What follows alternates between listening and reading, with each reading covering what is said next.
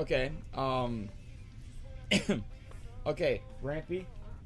Here's what I think about technology when it comes to retro games, just in general. You talked about EverDrive, and those are examples of emulation. Emulation is fantastic. To me, it's the best thing that ever happened to retro gaming. Um, and that's not a very popular opinion, but it's the truth. And I'm saying it's the truth because it's a fact. It's a sheer goddamn fact. Anyone that's like my age, I'm 34. I'm older than I look by a long shot. I know. I get it constantly. But moving on, my generation, like I was born the year Nintendo came out, 1983. I grew up with the games becoming popular, becoming unpopular, renting them in Blockbuster. So I went through the evolution of retro gaming, and I owned my Nintendo when I was 4 years old, and I've been playing these games since. Okay? And I followed it like most people follow sports and teams. I followed games and developers and systems, and to this day still own all the shit. Alright, so the reason I bring this up is because nowadays they mass produce this shit. Like PlayStation 2 had like 7,000 games. PlayStation 2 is like the highest amount of games made for one console. It's crazy. It's more than 7,000 probably. My point being though is they mass produce this shit. Like right now I can probably find any PS2 game I want. And granted, you can say that about anything. I can go online and find any NES game right now too. I know. But what I'm getting at is it was easy to get that shit. You can get it online. You can get it in every store. You can see reviews on it. You can see how to play the game. You can see walkthroughs, videos. You can watch people play them. You can share them with your friends. You can even download the shit. You can hack your system to play a burnt copy. Like consoles really like boomed. Like they evolved so quick, right? Okay, so like cartridges, I would say N64 and GameCube was the line of demarcation, right? So like you had N64 and cartridges, and then you had GameCube and discs, right? So cartridge and discs. So when I say like retro, I mean like carts.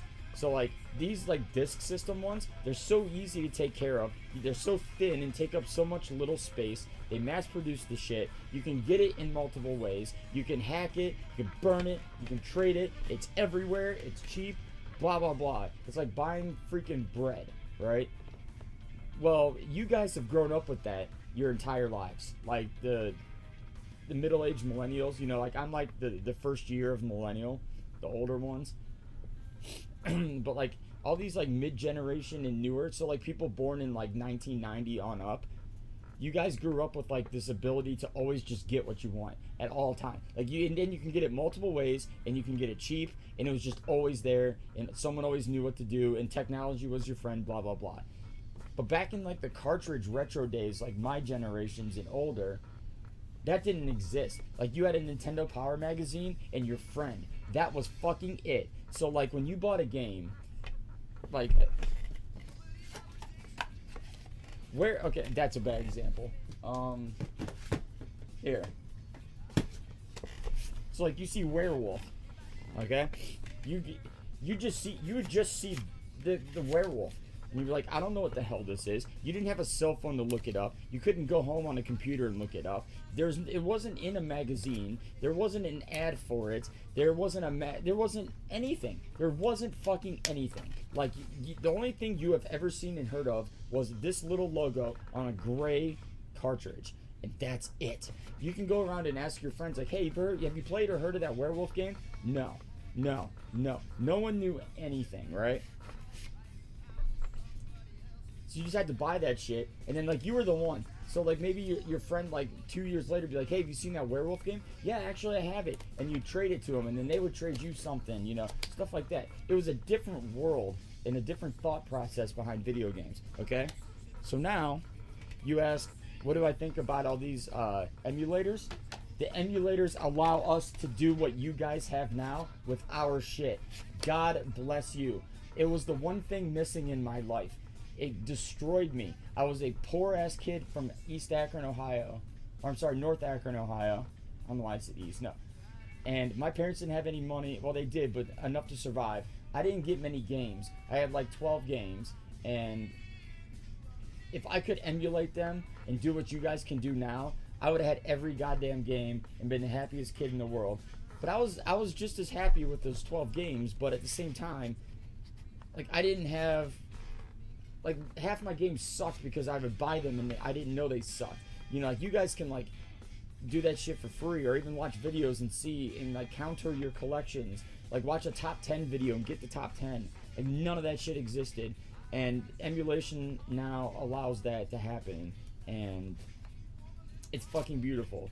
And it has changed the world of retro gaming. That's why when you go into these video game stores, dude, Earthbound's still $100, dude. Conker's Bad Fur Day, $100. Dude, what's the best game for Xbox 360 and how much does it cost? $60. Special edition, $80. It still doesn't cost a hundo. I got games on my shelf that are as old as me, and they cost twice as much as your best game for your best system right now. And that the reason being is because they're so good. But now you can emulate them, dude. It's so good. Okay, yeah. I'm just, sorry. I love emulation, and I will go on record for saying the number one best thing about emulation. Number one. There's no close number two. Is save states. There would be like a choir singing some like song in like one of those black churches, you know, they're going like this. Save states, dude. We need a choir like that. Like those really energetic, awesome people that sing those choir songs and clap and shit. They need to write a song about save states like that. So we can all just like praise the save states for what they are. They're the best thing that ever happened to retro gaming. Like, I couldn't tell you how many games I have played that I have never beaten. Because you had to just bang it out, dude. You had to bang it out. You had to put that bitch in the system and just get through it. And there's some games where you just can't. I promise you. Like, yeah, oh, man. Dude, yeah, Anarchy. There was like this, like, what you would call like a black market system of trading games with people. Like one of you would, or like, okay, what we used to do is we would all rent a game together. So like, to rent a game back in the day at like the local stores was like $3.50, maybe $4.50 for a weekend. So me and my buddies would each throw in $1 and we'd play the game together all weekend, right? So that was a way to do it cheaper. But see how we had to like live life? We had to like pull our money together and then have our parents drive us down there, pick out the game, bring it back, have no idea how to fucking play it, no idea if it's even good, put it in and either get destroyed or not know what to do, can't figure out how to even play the goddamn game. Because most places rented them without the booklets. You just had no goddamn idea. And there goes the weekend and all your money that you chipped in together. So it was a much different life for sure. But yeah, there was this like underground, like unwritten code of like how to like trade games without having to buy them. You know, trading was a big thing, dude. Like we traded games like you guys traded like baseball cards, you know, or like traded Pokemon, you know, stuff like that. Where it's like, hey, yeah, here. You know, it's mine, but, you know, keep it. I'm done playing it for now. Do you have any games that you're done with? You know, like, I remember when I finally beat Ninja Gaiden. I just didn't want to see it ever again. Like, I was like, dude, fuck this game. But I didn't want to give up the cart, you know. So I let my buddy play it, and he kept it for, like, I think 5-some years. It was almost like 5 years. Because I just totally forgot about it until, like, you know what? I'm going to play Ninja Gaiden again. I'm like, oh, fuck. Billy has that shit. So then, you know, I had to get it back. But, like, that's an extreme version of what I'm talking about. Yeah, you would just, like, trade shit. or be like, hey, let me get that Ninja Gaiden back. You know, sometimes you'd be like, dude, I'm almost done. Let me get it for a week more. They'd be like, yeah, take it. I'm done. That game's way too fucking hard. See, like, it was a different way of gaming, man. Like, it was real different. I don't know if I miss it, to be completely honest. I don't care. Like it was different, but it sucked. Like, it sucked. It definitely sucked. Just because, like, it's nostalgic doesn't mean it's good. Let me go on record for saying that. Nostalgic doesn't mean good. Like, it makes me laugh about it now, but how many times I would save my money and buy a shit-ass game. Dude, I remember Fester's Quest. Dude, okay. Fuck this, right? Hold on. Where is it?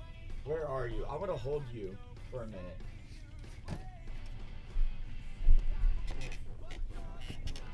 This right here. Fester's Quest, right? Fester's Quest. I saved all my fucking money to get this game. Because my name's Adam. So, Adam's Family was huge when I was a kid. It's when it came out. Like, it wasn't a rerun or a remake or the second movie. No, it was like, the originals was like black and white TV show, and then Adam's Family blew up when I was young. You know, all the new movies and all that stuff. So, being named Adam, guess what? Adam's Family, huh? How many times I heard that and shit. So I used to watch it just to know what it was, to talk about it with people. So I saved up all my money for Fester's Quest, because Uncle Fester was hilarious to me. Little did I know, even a Sunsoft game, dude. Sunsoft was known for some good shit. So I was like, how can you go wrong? Adam's Family, Fester's Quest, Sunsoft. No, it was like one of the worst games ever. See, look, this is my original cart. I don't know if you can see it, but it says Massillon, Ohio. I bought it because, like, okay, so a lot of, like, the local places here in Ohio, I don't know about where you guys live, but, like, they would get extra copies of games, and then, like, they'd have, like, 3 Fester's Quest, but then no one would rent it. So to eliminate shelf space for more copies of the, like, Super Mario 3, they would sell the used versions of their games, and they would sell them at a huge discounted price, right? Because back then, who cared, you know? So that's why, like, to me, even that was a lot of money, and it was like one of the worst games ever. And as a kid, I never figured it out. Right? Like, it was one of those games I could play for about 5-10 minutes, and then I would have all the items and the best weapon. I'd just be going around shooting things, trying to figure out where the fuck to go. I never figured out the house and how to even get to the first boss. So it was the biggest waste of money and the biggest disappointment. So this is how this ties into what we're talking about. Now the internet exists. So as an adult, I said, you know what? Fuck you, Fester's Quest. I'm going through it. And one day I just watched. I got a walkthrough. I just read a walkthrough, and I figured out what they were talking about, and I got through the game. And, like, a part of me felt like whole again. You know, like a chunk was missing. And then, like, the walkthrough was spot on. I forget who it is. Something on GameFAQs. But, it was solid run. Didn't take me too long. Got through it. And it just felt so at peace with myself. Like, I had save states because it was emulation. I had save states. Retried things. You know, got through it. And I was like, dude, that's good. See? So, all those, like, retro people that say, like, emulation's the devil. I mean, I'm not going to slander someone for their opinions. But I wish they would change their opinions, but at least see our side of it, you know, our side being the side of pro emulation. Dude, there's a lot of good for it. Because here's the thing. Here's the bottom line. Silver line. Here's the coding, whatever you want to call it. Okay? Emulation does not replace nostalgic. It does not replace actual carts. I have a Nintendo system right there. I have cartridges and I have controllers. I can still put the game in and play it like I did 35 years ago, okay? Or 30 years ago, whatever. It still exists. So why the hell are you so mad that something else exists? It's not replacing it. In fact, if anything, it has driven the prices and the quantity and the value of what you have. This Fester's Quest used to cost like 50 cents. You'd get it for a quarter at a yard sale. Now, I don't know how much it is, but it's a lot more than a damn quarter. See? And more people want it now, and there's more of it out there to find. If I wanted to find a Fester's Quest before eBay, good goddamn luck. So I just don't get why they're upset that it exists. It's like being pissed off that pizza exists. Like, you're already on the minority because you dislike pizza. And on top of disliking pizza, you're upset at the fact that it exists, and you're upset that people like it. Like, what a dingus, like imagine someone like that.